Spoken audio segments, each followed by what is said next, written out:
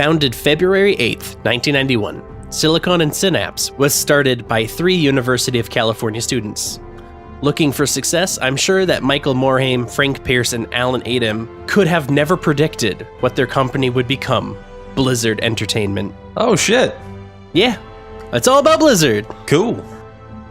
Welcome to Press Start to Join episode 123. I'm Josh. I'm Alan. Blizzard Entertainment has made a significant mark on the world of gaming. Both directly and indirectly, Blizzard has been responsible for the most successful properties in gaming history. And today we'll explore the history of this gaming juggernaut.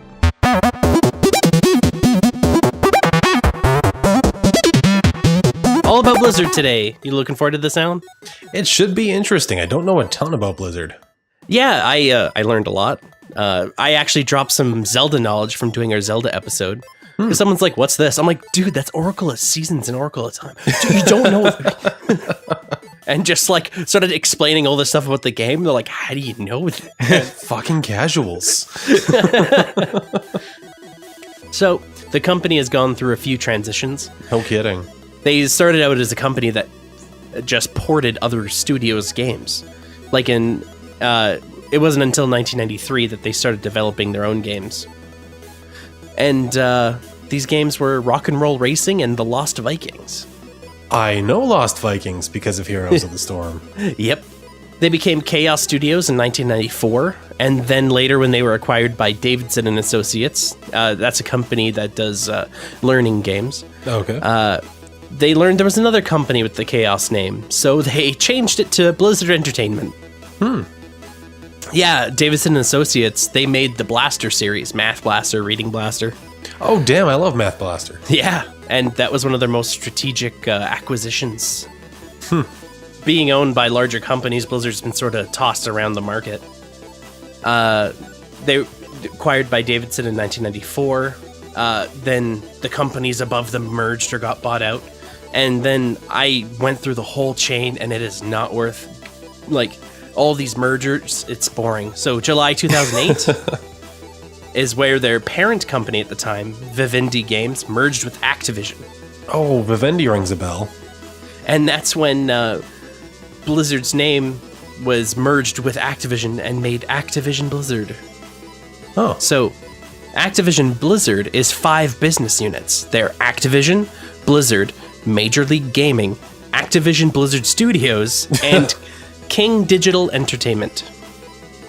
King Digital is known for making games such as Candy Crush. Oh, it's that King. No. Yeah. So Activision Blizzard is probably like Scrooge McDuck and just swimming in money. No kidding. Oh, I hate King. But yeah, they have their market, and you're not of it. So clearly.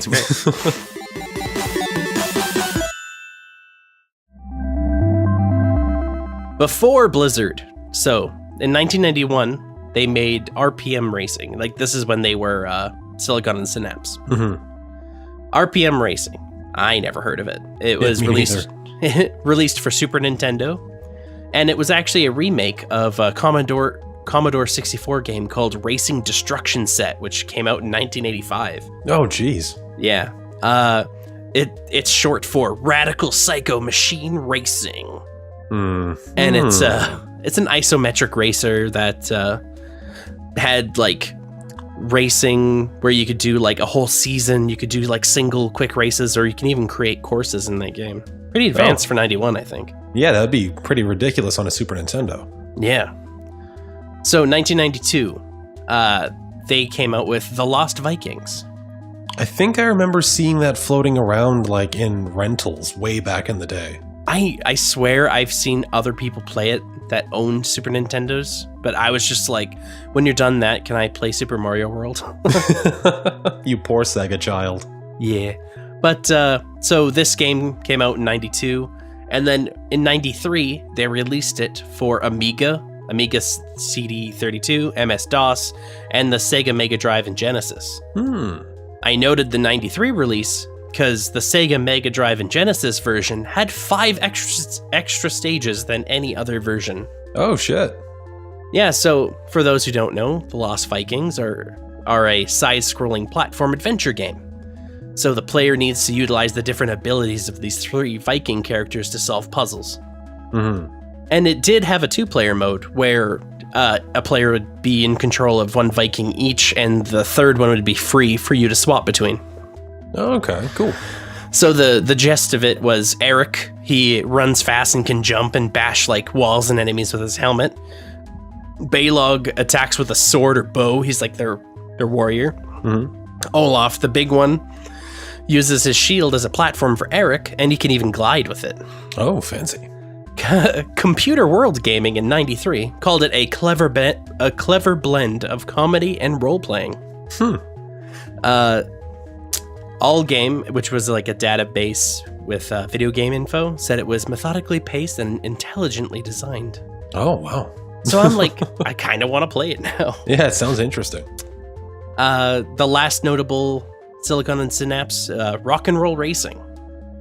So this one was a Super Nintendo, Sega Mega Drive, and Genesis game. It initially started out as RPM Racing 2. Oh. But Interplay Entertainment, which was the publisher, they managed to get a bunch of licensed music. So to make it like work better with all the licensed music, they changed the theme to rock and roll and called it Rock and Roll Racing. Fair enough. And one funny thing was the gameplay was very similar to Racing Destruction set at like the earlier game. The AI logic was actually used from RC Pro-Am, which is developed by Rare. That sounds really familiar. We played it on Rare Replay. Oh, okay, that must be why. Yeah, and so Rock and Roll Racing and RPM Racing had very similar gameplay, but they had like jumps and stuff, where RC Pro-Am was just going around on a flat track.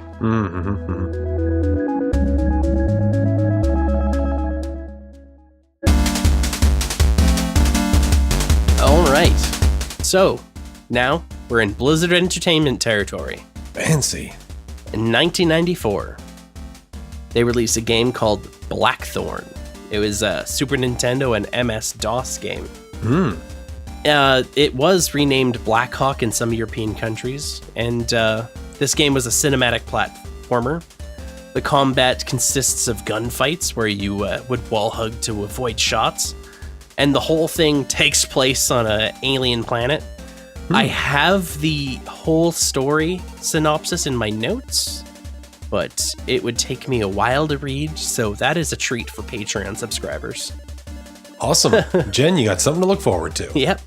The game was pretty well reviewed. It had a score of 75% and above for its time. A lot of people are asking this main character, Blackthorn, which from the art looks like a Aboriginal man with a grudge. Okay. And they're asking for him to be introduced to Heroes of the Storm, because they have that Blizzard Classic section with only the Lost Vikings at this point. That would be pretty cool. Yeah, like at least 2, right? Or like get a car in from Rock and Roll Racing or something. Yeah, I was thinking that too. Because they have a tank, right? Yeah, true. Sergeant Hammer. And Rock and Roll Racing, much like RC Pro-Am, had like missile pickups and like shields and speed boosts. So it makes sense to me. So they've also made The Death and Return of Superman. It was a Super Nintendo and Sega Genesis game. It was based on the Death of Superman storyline from the comic books. Oh, yeah. So in this game, it says you could play Superman, Superboy, Steel, Cyborg, Eradicator, and Doomsday. Ooh, cool. The whole game was a side-scroller with beat-em-up gameplay, and this story would progress and you would play different characters along the way. That sounds really awesome. Yeah, like that'd be a neat one to check out, but yeah, I don't have it, so... Yeah, neither do I, clearly. Yeah. And to wrap up 1994, they started probably their best idea from this year. Warcraft Orcs and Humans. Ah, now begins the franchise. Yep. It came out for MS-DOS and Mac. Yeah, wait. Oh, in Mac. For Mac, it came out in 96. Okay. So it was Blizzard's first real-time strategy, and reviewers just ate it up. It was like amazing for like its time. It wasn't the first, but it did support multiplayer over modem or network play, which was a big deal. Yeah, no kidding. That would be huge back then. So it did note that it won 3 awards and was a finalist for 3 others, but it didn't say which. It expanded the gameplay of Dune 2, which is probably Dune 2000, which is one of my favorite real-time strategies of all time. Oh yeah, Dune 2000 is great. Yeah, which was like the build base, build army, destroy enemy. But like what was cool about Warcraft was it added new mission types where you could like conquer rebels instead of just like the regular bad guys. Yeah. You could save neutral towns and rescue units from enemy camps. There was limited time and limited unit like scenarios. Yeah, I remember people playing this game a lot, and I never got into this one. But I remember hearing a lot about it because I'd talk about Dune.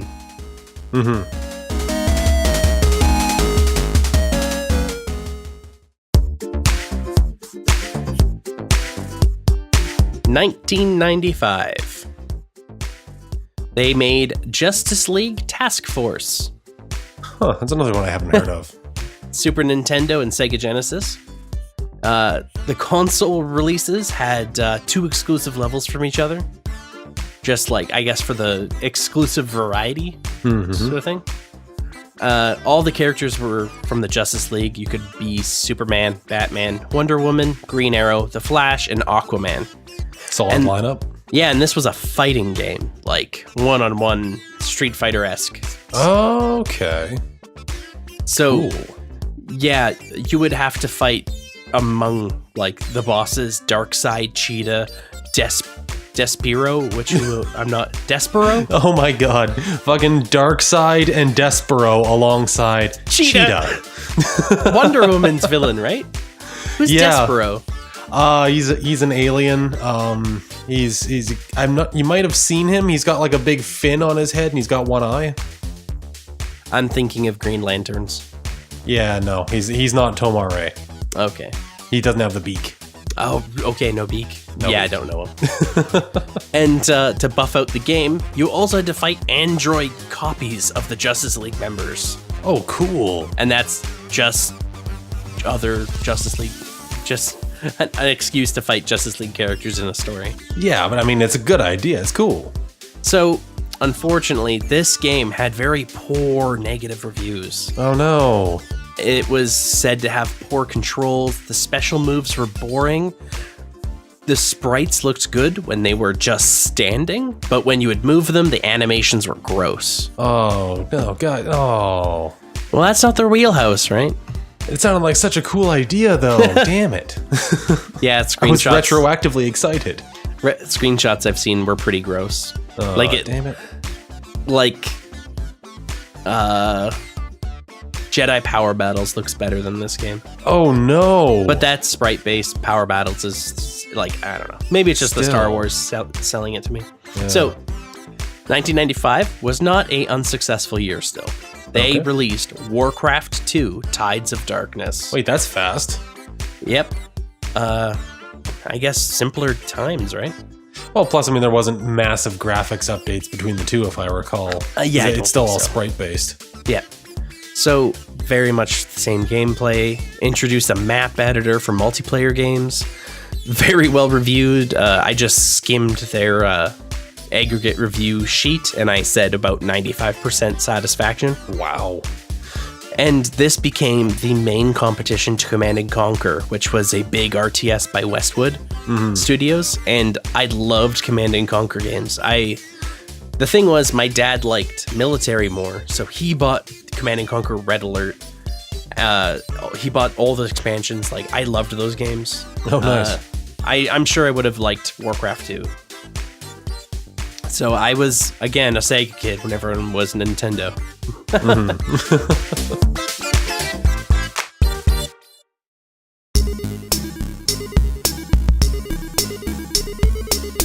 A year later, 1996, Warcraft 2 gets an update with the expansion Beyond the Dark Portal. Oh. This is the first expansion they released, and definitely not the last. Oh, not by far. They added 2 campaigns and several multiplayer maps.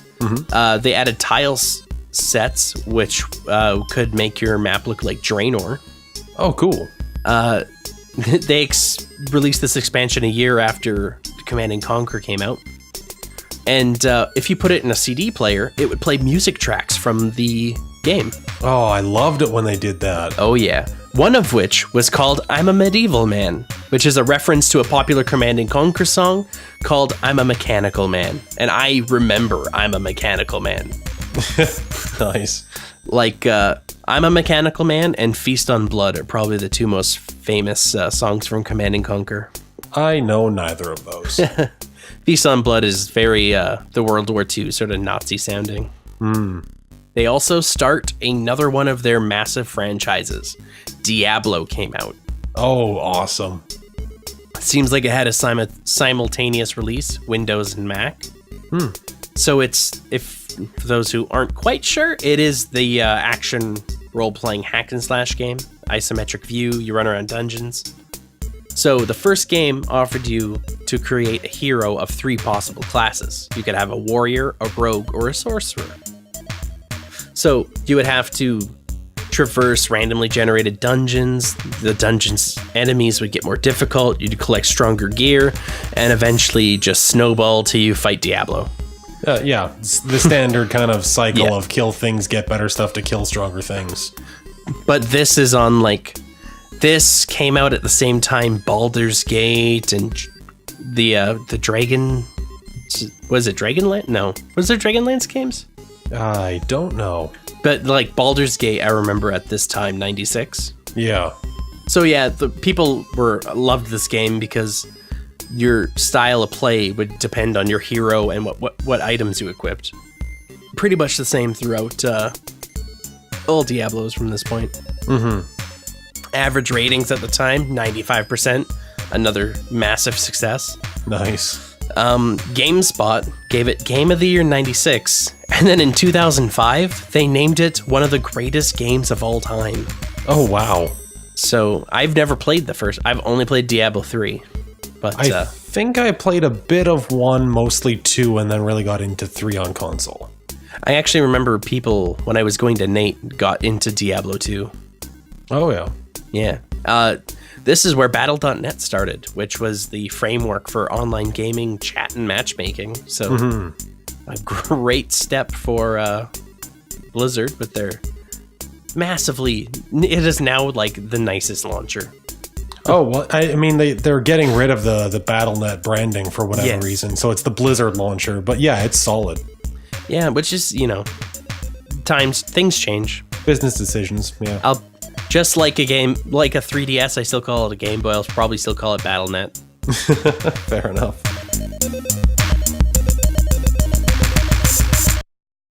In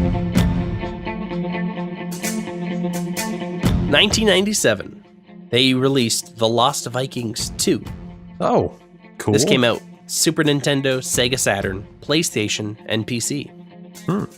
So it was the same characters, but in a sci-fi setting. Weird. And it had basically the same gameplay from the original game, which was side-scrolling adventure puzzle solving. Okay. This game adds 2 new characters, a werewolf named Fang and a dragon named Scorch. Fang had the ability to climb walls, and Scorch could shoot fireballs and fly short distances. But every time you started a level, it would give you the 3 characters you'd be playing that level. You never got to choose. Okay. And so the SNES version had 16-bit sounds and music, which standard SNES. The PC, Saturn, and PlayStation releases had CD music and voice acting. Oh, shit. And I got really interested when I read the credits for the voice actors of this game. Oh, yeah? Eric was played by Rob Paulson. Oh, shit. He's, Pinky. Yeah. I was Yakko. thinking Yakko and who's Wacko? Is that Jess Harnell? Yeah, Wacko was Jess. Yep. Yeah. Baylog and Fang was played by Jeff Bennett, who I was very excited to look into his profile. He's known very well for being Johnny Bravo and Dexter's dad from Dexter's Laboratory. Oh, nice. Olaf and Tomator, which I think is the enemy of the game, played by Jim Cummings, known well for being Darkwing Duck and Dr. Robotnik. Oh, nice. And then Scorch was played by Frank Welch, who was Fred from Scooby-Doo since the original. And he also played Santa's Little Helper and Snowball 2, both credits. But that's it for 97 for Blizzard. Oh, Just yeah, Lost Vikings that's 2. Well, I assume at this point they're patching Warcraft and Diablo, so they're like, okay, let's pump out one game, right? Yeah, fair enough.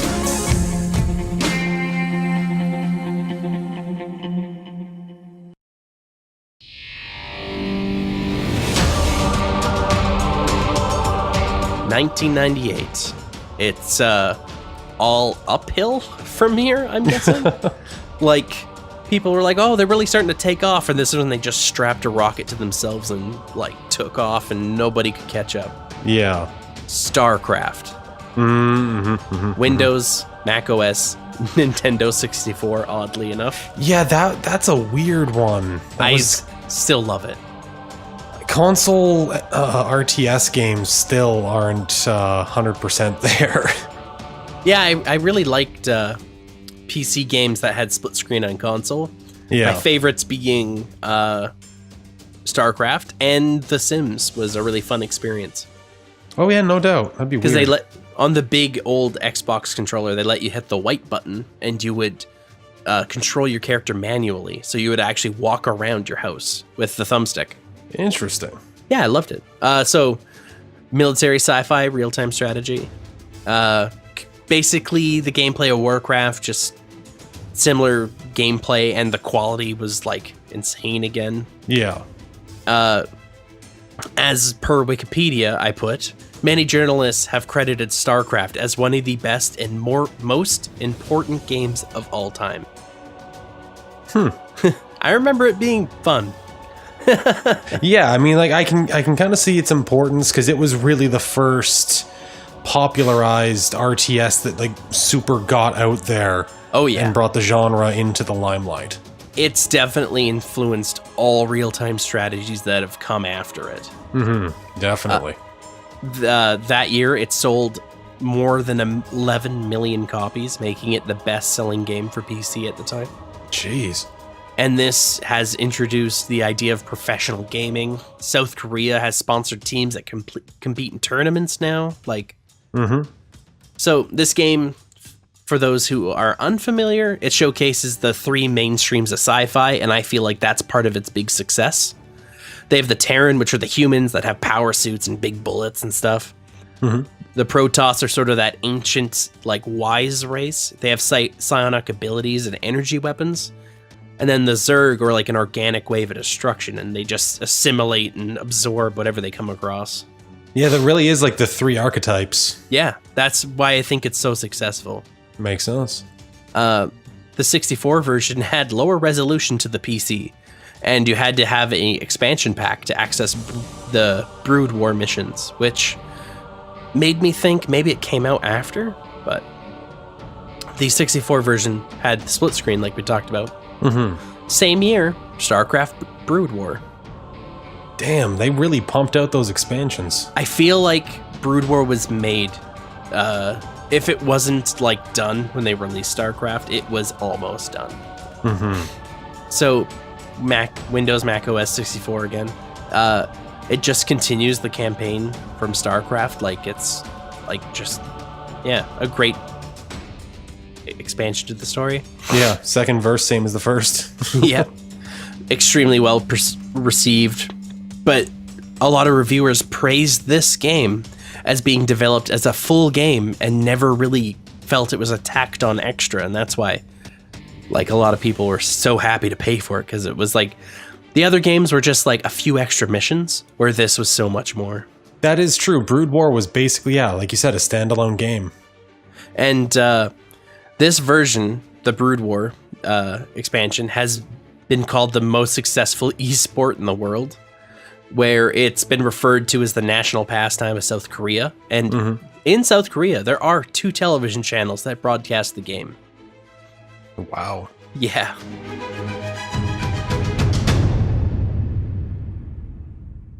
$1999. Can you guess how insane of a year they had? I can guess, yeah. I think that if this is what I think it is, it was pretty crazy. I'm sorry to disappoint you. They released Warcraft 2 Battle.net Edition. Oh. Which was just the same great Warcraft 2, but it had the Battle.net framework for online play. Well, I mean, that would be a pretty big deal if StarCraft hadn't beaten him to the punch.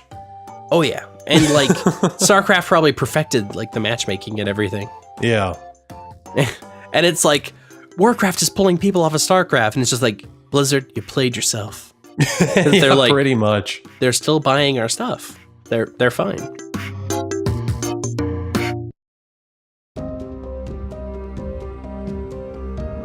Year 2000, though, was the release of Diablo 2. Okay. Windows Mac release for this one. Action role-playing hack and slash, just like the first one. Same progression, complete acts, fight stronger enemies, get better items, repeat, fight Diablo. Yeah, makes sense. This game had 5 classes you could play.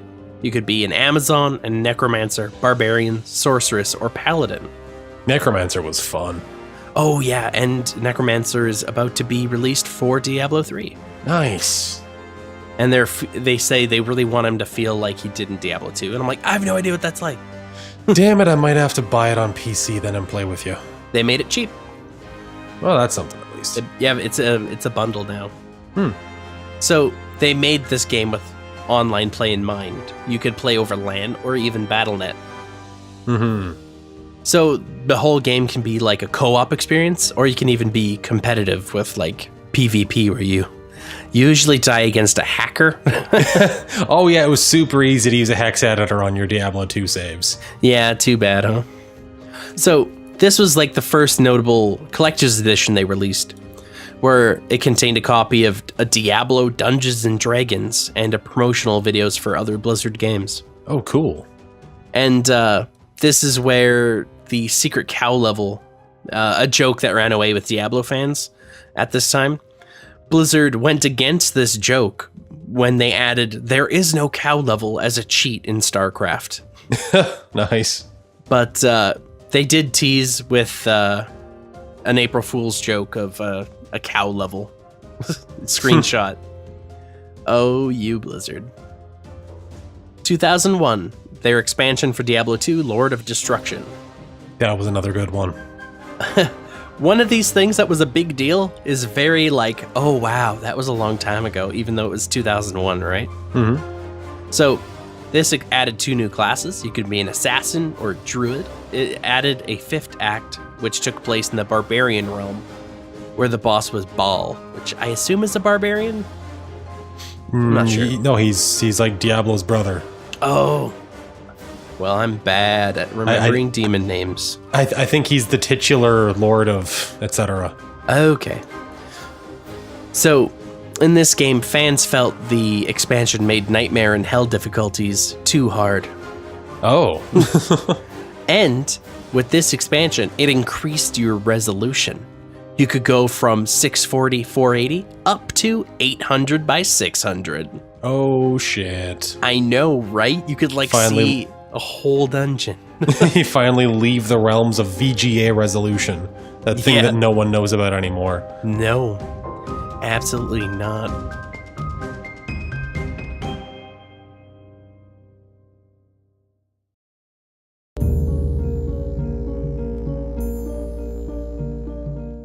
Now we're at 2002. Warcraft 3 Reign of Chaos. This is one of the... They've made a lot of important titles, but this one definitely has repercussions I'm sure they had no idea could have happened. Oh, yeah? So, Windows Mac, an isometric real-time strategy, pretty much the same as the other Warcrafts. It was rated a little more harshly, 90% ratings for this one. So in this one, you could play now as 4 races. Where before it was just orcs and humans, you could be orcs, humans, undead, and night elves. Oh, okay. And this is where I fell in love with night elves. So this time they made the campaign similar to StarCraft, where each race is a separate piece of the story, but it's a progressive story as you get through it. Oh, that's a good idea with gameplay. Oh yeah. One game of the year in 6 different publications. Oh wow. It introduced the idea of heroes to RTS, which were just powerful units that had abilities like that they could activate and just change the game. So it added the custom maps, and modding community took this game like so far. Hero-centric custom games such as Aeon of Strife and Defense of the Ancients were the beginning of a genre that's massively successful now, known as MOBA, the massive online battle arena. Yeah, it's a big deal now. BlizzCon even had tournaments of people playing these custom maps. Oh wow. So they definitely embraced it. 2003, Warcraft 3 Frozen Throne, the expansion for Warcraft 3. So this one added more units to each race. They added more NPCs, which gave the concept of the Naga and the Draenei. Ooh. And 4 campaigns were brought into the game, and they added neutral heroes, which you could hire at taverns. So mix it up. Oh, cool. And they also brought back naval units, which was, I guess, something from Warcraft 2. Okay.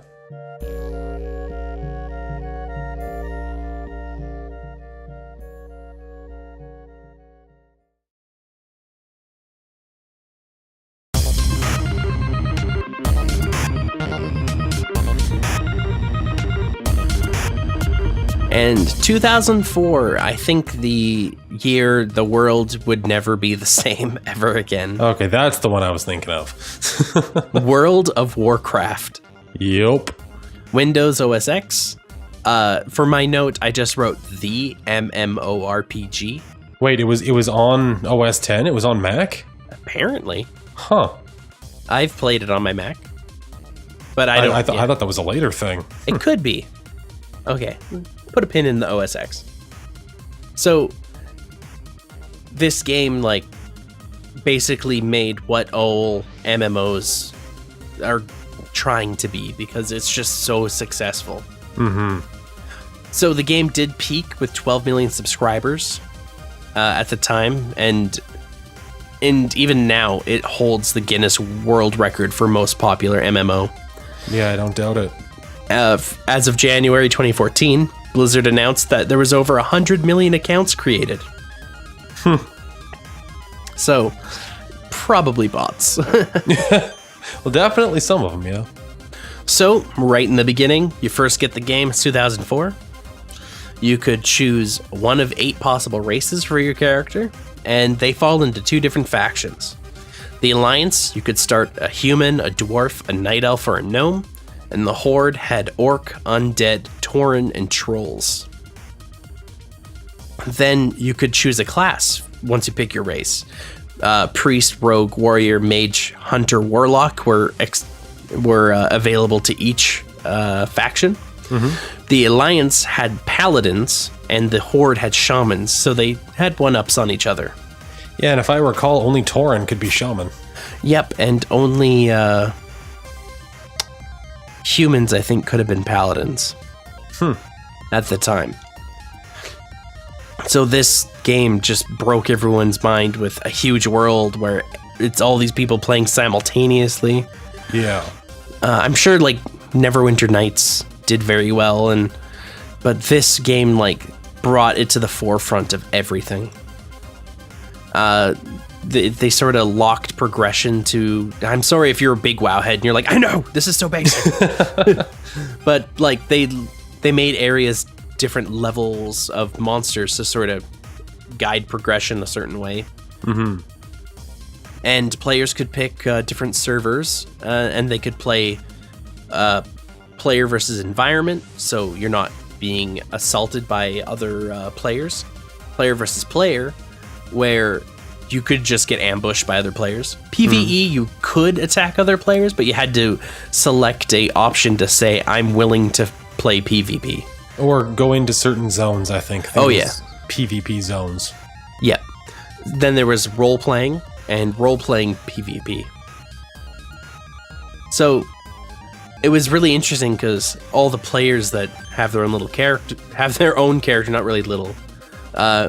It's sort of, your story starts with your race, and then it extends you into the world, throwing you into all these crazy situations and just like insanely crazy stuff's happening. You're like, click, click, 1, 2, 1, 3, 1. Yeah. Activating abilities. And there was even exclusive class quests, like the druids had quests to unlock their forms, which I loved. It was such a cool concept. Definitely. You felt like you earned it. So yeah, when you completed the story, there was PvP events you could battle in, the battlegrounds, or you can join up with people of your faction and do big raids, try to get better gear. So then you could do harder raids and get better gear. That progression loop they learned from Diablo. Yep. So at this point, your character could get up to level 60. 2007, World of Warcraft Burning Crusade. This is when I started playing WoW, and I think this is maybe when you jumped in. We played a little bit. Maybe. I can't remember, to be honest. So they introduced 2 new races. The Alliance got the Draenei, and the Horde got Blood Elves. We definitely played Blood Elves. Yeah, I know we definitely played some Blood Elves. I can't remember when we started. I know I got in hardcore right before Cataclysm. Yeah. But we went to internet cafes and played, and that was a lot of fun. That was good. And so these new races got access to exclusive classes from the other faction, which I thought was a brilliant idea. Oh yeah, it was huge. So the Draenei could be shamans, and the Blood Elves could be paladins. And that was a lot of fun. We had a Blood Elf Paladin and Blood Elf Warlock team. So it'd be like, I revive you. Okay, you're in a Soul Stone. Great. Oh, I died. Yeah, Soul Stone. Just goofy. More like we're trying to run away from something, and Josh is like, but what if I attack that big thing over there now? I have to protect him, and shenanigans ensue. I was still new, I think, at the time. I didn't understand kiting. Or not dying. Yeah, because I don't know, MMOs are so very much more like math than like skill based, I feel. Oh, absolutely. Like you don't, there's like WildStar has things you can actually physically dodge, but with World of Warcraft, a lot of it was just hit percentages. So like things would track you as you move if the dice have said that it's going to hit. Yeah. So the level cap was increased to 70 at this time. Oh shit. And they added a whole new area called Outland, which had quests for people level 60 to 70. Added more battlegrounds and a new PvP arena system, which allowed 2v2, 3v3, and 5v5 deathmatch battles. Crazy. Oh yes, it would have been a lot of fun if I had a solid computer at the time, but I had to go to internet cafes. Yeah.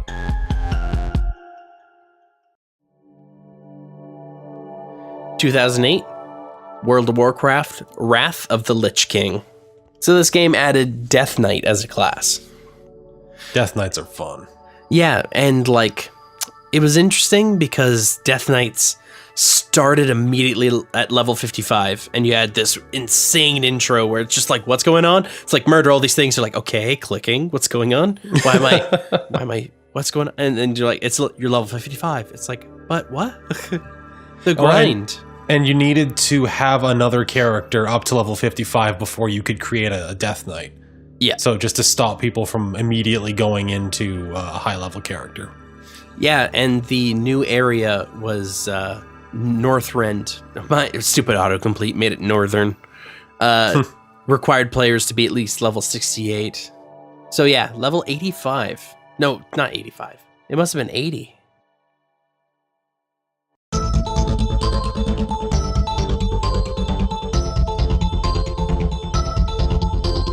And 2010, they released StarCraft II: Wings of Liberty. It was a Windows and Mac OS X OS release. So it's been 12 years since that 1 year they released 2 StarCrafts back to back. Yeah. So again, like most of their games, very well received, 90% review. Oh, yeah. So it's just built on the mechanics of the original, a lot more pretty. And this was delivered as the part of a 3-part story. And this is the beginning follows the Terran. And they gave a lot of options to Korean players, actually. They could play StarCraft 2 for free at cyber cafes if they had an active WoW subscription. Oh, weird. Korean players could also buy time to play StarCraft 2 rather than pay for the whole cost of the game. They must use cafes a lot more than having a home computer, I guess. Well, yeah, it kind of makes sense. That's a lot of Asian culture, I think. They use more like arcades and cyber cafes. Yeah. Because I know when I was in Japan, the arcades would have like entire sections of just PCs to play games on. And I remember, yeah, in West Edmonton Mall, they had the big arcade that had a bunch of computers at the back. Oh, and, yeah, I forgot about that place. Yeah, it just never played. Mm-hmm. I was shy, I guess. I don't know. So this game did have technical difficulties when released, and it caused video cards to overheat to the point where they could cause permanent damage to themselves. Oh, geez. So the issue was the frame rate was not locked on menu screens. So the video card would just continuously process the same image, and it could overheat. Wow. Blizzard basically said this bug will affect you if your computer's not properly cooled, and we'll work on fixing it later. There was a workaround immediately, but they fixed it 200 later. FPS menu. So StarCraft 2 does not offer direct play over LAN. You have to play your multiplayer through Blizzard's servers. Yeah, well, they want to control that. You have to like have a legal copy of the game if you want to play multiplayer. Yep. Also, 2010, World of Warcraft Cataclysm. That was a fun one. So, after 6 years of World of Warcraft being out, this expansion shook up a lot of things. Mm-hmm. The dragon Deathwing Destroyer, he was actually seen in Warcraft 2. The story was he got healed and has now struck back at the world. Some areas were flooded. There's lava trenches carved into landscapes. And the major capitals, Stormwind and Orgrimmar, had damage to them, and it was quite a sight to be seen. Mm-hmm. It was pretty cool. The level cap was increased to 85, so it must have been 80 from the last one. So they added 3,500 more quests and other overhauls that made low and mid-level questing more interesting. Yeah, they've been definitely doing a lot of polish since the game first came out to make entry level more accessible. Yeah, and like, I kind of want to play WoW for the first 20 now, 20 levels, because it's fun. And it's free. Yeah, as long as I don't want the 21. Yep. So they introduced archaeology, which was basically a side quest. It was a skill your character would learn. So you'd go and explore the world, and there was fun rewards like cosmetic items and even mounts, like a cool skeleton raptor. Yeah, it's awesome. They added 2 playable races. The Alliance got the Worgen, which were werewolf people. They're very cool. Horde got goblins, which were little goblins with jetpacks, and I liked trolling with them. Fair enough. They were basically the answer of like, I want to play a gnome, but I hate the Alliance. Yeah. See, the thing was, I want to play a funny small character, but I hate gnomes. And I'm like, might as well play Horde. I don't mind. They got blood elves. I remember that argument. So where people that were big into WoW, you'd be like, I play WoW, so Alliance or Horde. Oh, I play elves. And it's just like, what? Oh yeah, I don't care about the alliances. I just straight up night elf, blood elf. That's all I like. Fair enough. There's also huge overhauls to the glyph and talent systems that were far more in-depth and confusing than I understood. So, big overhauls, people. Yeah, well, a lot of that was like end game kind of thing. Yeah.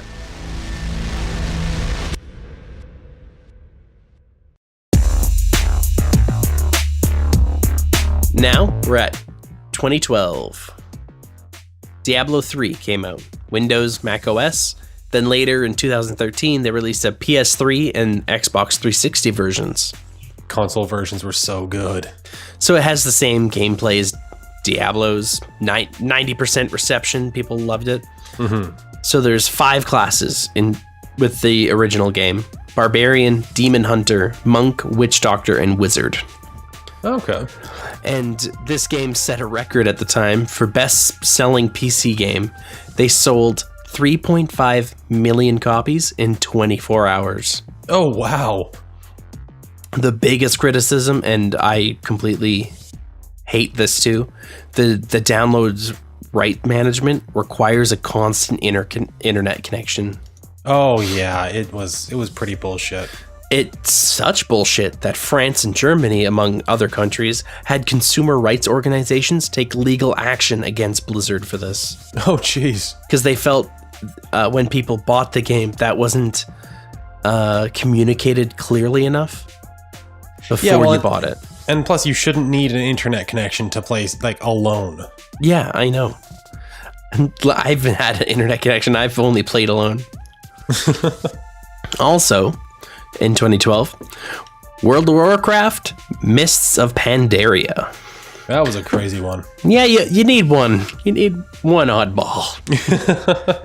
If you're just knocking it out of the park, people will suspect something, right? So, okay, Kung Fu Panda, and they can be Alliance or Horde. That was a really cool idea. So, level cap bumped up to 90, 5 more levels. Adds the Pandarians, which started as an April Fool's prank, but now they're a playable race, I guess. So yeah, like Alan, you said, they were a neutral race. So you would learn like their culture a little bit, solve some problems, and then the Alliance and Horde crash, and then you sort of pick a side from that point. And then when you leave the island, you choose to go to Stormwind or Orgrimmar, basically. Mm-hmm. That was a cool idea. It introduced the class Monk, which it was neat. I can't remember like Paladin and Hunter are like close to my heart. I remember those well. But not Monk. Monk is kind of shaman-ish, where it's a melee healer. Yeah. Sometimes. You could spec different ways, right? I think Monk could actually go like tank, healer, or DPS. Yeah, I remember tank because of like the he would like be a drunken fist. Mm-hmm. So it also added the pet battle system, which was essentially Pokemon mechanics, but they put this on the critters of the world. And critters are just tiny, for the area, extremely low-level, neutral animals. Yeah, well, and I think it also lumped into the cosmetic pets that people had as well. Yeah, I think they started as your first battle pets. Mm-hmm. So it also introduced 3-player scenarios, which you would have to complete specific tasks within the instance. And I guess added like more of a mission to like what would be like a dungeon or something. Yeah. This expansion pack was the slowest start to sales for a WoW expansion. Well, I think a lot of people thought it was kind of a joke. Also, like, what is it? 8 years since the game's come out. Like, definitely people are starting to feel tired with it. And True. A lot of hardcores still definitely played it, but like, I know I wasn't. I got into it again. Wait, I think I played Cataclysm and then Mists. I don't remember.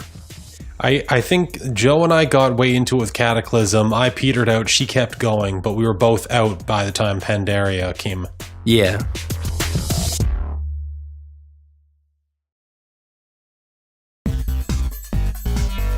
In 2013, StarCraft II: Heart of the Swarm. The second part of the trilogy. This follows the Zerg.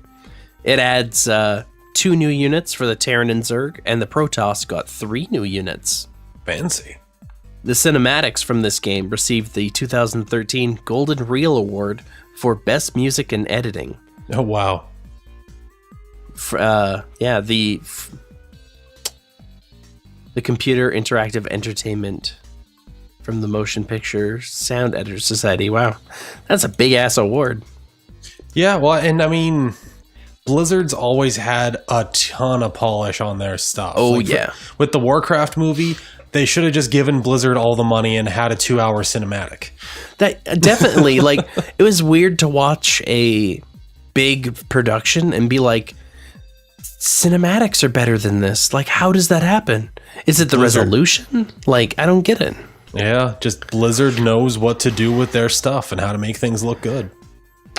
Yeah, they've been doing well so far. 2014. Now, Alan, you enjoy this one quite a bit. Hearthstone. Oh, well, that's a pretty fun one. This one is Windows, Mac, iOS, and Android. Their first dip in the mobile market. So this game is based widely on the Warcraft franchise with the characters and whatnot. It's a collectible card game that's completely digital. And one thing that's really nice about that is they do a bunch of stuff that's impossible to do without a digital game. Like a lot of the card mechanics just would not work in real life. Like this thing can do a random ability from any card that's ever existed or something. Or it'll be like, hey, every time you summon a minion, cast a random spell at a random target. Yeah. So you would have to have like every card in the game to do the random effects properly. Yeah. So when you play this game, you start with pre-made decks, and then they sort of get you used to it with training, and then you can collect cards and make decks of your own. I'm pretty sure it's no purchase necessary. Yeah, it's a free game, and you can spend money on card packs. And expansions. Oh, you have to buy expansions. Well, so expansions is the wrong word. It's like storylines, sets. Quests? Well, quests. You can get like specific story packs, quest packs for solo content that you pay money for. Yeah, you can buy these quests, or you can just play against people. Yeah, or just like go into the weekly tavern brawl and just have random rules and effects and stuff happening. It's pretty cool. So, yeah, no purchase necessary, but it sure does help. Yeah. From May 2017, Blizzard reported 70 million players on Hearthstone. Wouldn't doubt it. And this, like many other games from Blizzard, has become an esport where there's cash prizes, and these are given away by Blizzard and other organizations. So Forbes awarded Hearthstone the Best Digital Card Game 2013, Game Awards 2014, the Best Mobile Handheld Game, December 2014. GameSpot said Hearthstone was the best mobile game of the year. Insane game trailers said Hearthstone was the multiplayer game of the year and best overall game of 2014. Oh, geez. Like, holy crap. Hearthstone has even been popular enough on Twitch, the streaming service, where Hearthstone streams overtook Dota 2. Defense of the Ancients 2. Yeah, which is a standalone game based on the mod from Warcraft 3, as we talked earlier. So that was really popular, and it took more viewers than Dota 2 and became the third most watched game on the platform as of September 2015. Like, that's nuts. And like, I've heard people complain about Twitch, like, why would you want to watch someone play a video game? And it's like, why do you watch people play sports? Go play a sport. It's just, you're interested, there's a community, it's fun, like, that's it. Yeah. Also same year, Diablo 3 Reaper of Souls. That looks cool. I haven't bought it, but it looks cool. Yeah, I bought the PC bundle, so it just like came with it, and it just is an extra act. Okay. You can play the Crusader as a class when you purchase this, and it's included in the Ultimate Evil Edition that came out for consoles. So I have played it then. Yeah. Did you fight the Angel of Death? Maybe. It was a while ago. So yeah, this one came out PS4, Xbox One, as well as the PS3 360. Cool. I don't know what else to say about that. It's Diablo. Yeah, it's just more Diablo. Same year, very busy folks over at Blizzard. World of Warcraft, Warlords of Draenor. Oh yeah, that added a bunch of weird stuff to the game. Yeah, they bumped the level cap right up to 100. They were doing 5 increments, and then they were just like, 100. It had a big update to the game with graphical overhaul. Player models were finally updated with more high-def textures, animations, and they could do facial expressions a lot more clearly. Mm-hmm. They added a new difficulty to raids. You could actually select Mythic instead of Hard. And it added garrisons, where NPCs could carry out missions, gain experience items, you upgrade your garrison, like send better NPCs, blah, blah, blah. A lot of my friends called it Farmville of their WoW experience. Yeah, World of Farmville. Sounds about right. But this launch had a long wait times as there was DDoS attacks and other unexpected issues that slowed servers. Oh, geez. So Blizzard gave everyone 5 free days as compensation. Oh, that's good of them. Yeah, they didn't have to, but they did. Yeah, no kidding.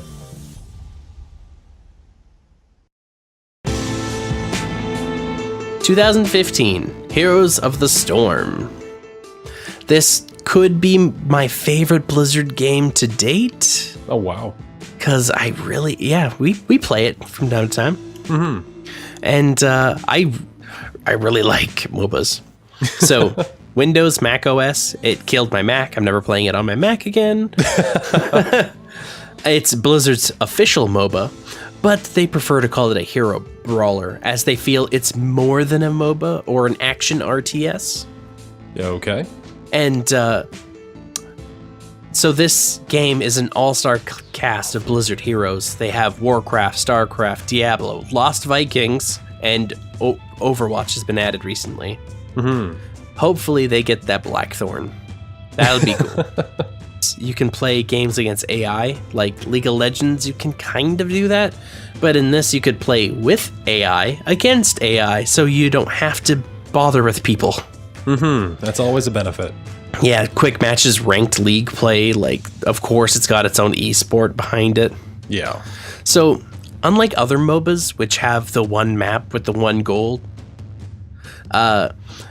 there's many maps that are chosen at random, and each map has its own objective, like collect nukes, collect other things that weaken everything, or stand on a point and it destroys things. There's even escort payloads, rather than just the one map with the standard lane drive to the core. Yeah, it really varies it, and you definitely have to play the objective. Yeah. Yeah, play the objective. Also 2015, StarCraft II, Legacy of the Void. The final part of their StarCraft trilogy. Cool. So this one focuses on the Protoss. They did not actually add extra units, but each race received updates and a lot of mechanics were added or changed. Okay. So maybe I'll play StarCraft someday. Yeah, the way that they did it with the 3 different campaigns, it sounds really interesting. I might have to check that out. I have a feeling like the campaigns are standalone.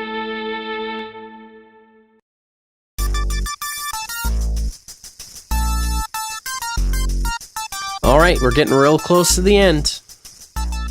With 2016, Blizzard releases Overwatch. Windows, PS4, Xbox One. Blizzard's first online multiplayer, and basically just their first-person shooter. Yeah. So this game is like the remnants of this MMORPG they referred to as Titan. So if you haven't played like Team Fortress, it's basically Team Fortress. Yeah. But with the Blizzard polish. Definitely the Blizzard polish. Oh, yeah. So when you do play, you can choose a character out of the roster.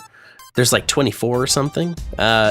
You can, and they categorize them, which is described so new players and inexperienced player, like new and inexperienced people, can look at the roster, see the offense, defense, tank, support, and then it'll even suggest, oh, you need one of these, so people who aren't good with comp can sort of fit in without bugging people. Yeah, that's short for composition. So just how your team is built. Yeah. So all these matches in this game have different objectives, and they're non-canon. The story is all outside of the game in motion comics and videos, and the videos have been so good. It's all that Blizzard polish. Like, the cinematics are always good from Blizzard. Never seen a bad cinematic. I think I could show my parents a playlist of all the Overwatch videos, and they'd be like, what movie is this? Yeah, pretty much. So the game, like a lot of other multiplayer shooters, is a lot on cooperation and team composition. Mm-hmm. You can just play quick play, where you just get matched up with people who have played about the same you have. Ranked, where it's like seasonal, and there's you have to win each game to climb up the leaderboards. I guess not leaderboards, but your ranks. You get that gold at least. There's an arcade mode that has crazy different versions of gameplay, and there's 3 loot chests 3 loot boxes you can get each week from. You can get 3 loot boxes from it each week, which is a nice bonus. Mm-hmm. And loot boxes are a very good. They keep giving you a treat, which is a loot box every level, which happens faster than you think. You level up fairly frequently. Yeah, and your level's just a measure of time. Like, you still get experience for losing. Yeah, if you lose, but you did well, you'll get experience for doing well on your team. Mm-hmm. So loot boxes, they can provide skins. You can do little sprays and tag the battleground. Your character can have quotes where they'll say funny things. And there's even emotes, so your character can like dance or whatever. And it's customization that is an extra layer to this game that has people drawn to it. Mm-hmm. So incredibly great reception, averaged 95% with reviewers. Yeah, it's a fun game. And the game's been out for a year, as there's been the anniversary event right now. Mm-hmm. And it's got a huge fan base because it's got so much character, and it's so fun to play. Also 2016, World of Warcraft Legion. Oh yeah, I forgot about that one. Yep. Level cap increased to 110. It adds the class Demon Hunter. I've watched Dana play a little bit. She flew around, like the character would like jump up and glide, and she's like, this is weird. Strange. So it adds the Broken Isles, so just a new area for people to explore. One really cool thing is it brought in artifact weapons, which are these weapons that you could like level up and sort of unlock more damage and abilities from it with your character instead of just the regular new area, new sword. Cool.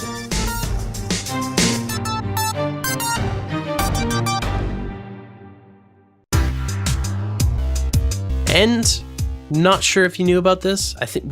Damn it, I hope. Did we talk about it in the podcast? I'm not sure. I don't know. If you tell me what it is, I'll let you know. 2017, StarCraft Remastered. I mentioned it. Oh yes, now I remember.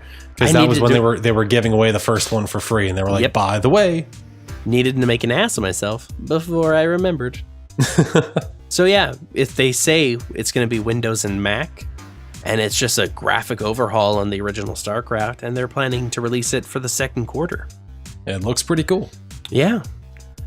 And that was a nice walk through memory lane and learning a little bit about the past. Mm-hmm. Yeah, man, Blizzard's been around for a long ass time. Oh yeah, that's why I wanted to do a whole episode about it. Mm-hmm. So if you have a suggestion for gaming history, just let us know. We're all over social media. Facebook, which is standard, I guess. Yeah. We have a Twitter account, Instagram, email, PS2J show@gmail.com. Yep. PS2JShow.com is a good place to keep up to date with our podcasts. And if you want to see how to help us make more and better content, you can check out PS2JShow.com/support. Yep. Also, for information on how to become our favorite fan, who is currently Gen 10. Give him a hand, everybody. No, seriously, clap. This is on you, Luke. Come on, fans. Clap on that bus.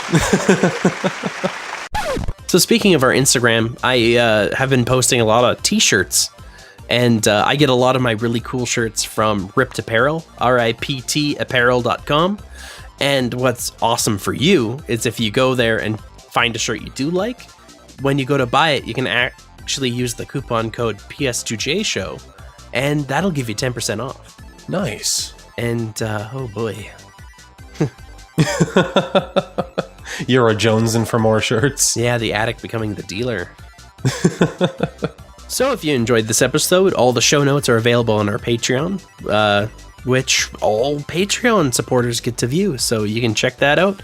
There's going to be a little bit of notes on the webpage, a couple links maybe. But other than that, I'm done. Alan, any notes about Blizzard? No, I think you've covered everything I know and also the rest of it. And I'm okay to keep picking topics if we don't get a suggestion? Yeah, sure. Yeah. I mean, like Josh said, definitely drop us a line on social media and let us know what you want to hear about. And Josh can do another deep dive next month. Yeah, I wanted Alan's reaction, so he was in the dark the whole time. Yeah. The only thing that kind of sucks about that cold open is you're going to know because of the title of this episode. Thank you so much for listening to this episode. And thanks for pressing start.